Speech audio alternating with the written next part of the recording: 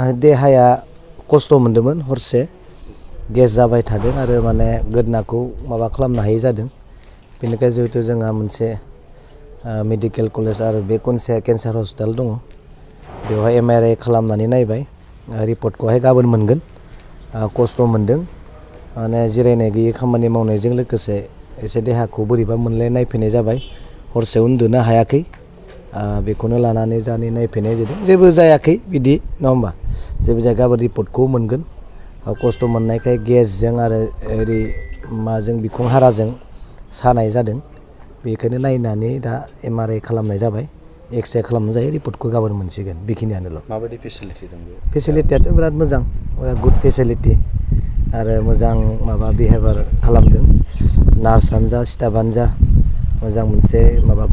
मोजां बेब'हार खालामदों गुड बेब'हार खालामदों दा मोजां फेसिलिटि दङ आरो दा बेखौहाय जों मिथिगौ हाग्रामा महिलारि सारानो लानानै फैदोंमोन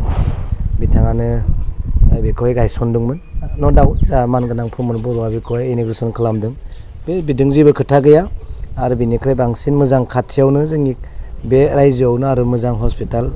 मोजां बिदि इनस्टिटिउटफोरा जानायखौसो आं लुबैयो दा एसे गोसोखौ बोलो मोन्दों मुलि जानायजों बेखिनि आरो थेंक इउ जेबो जायाखै दे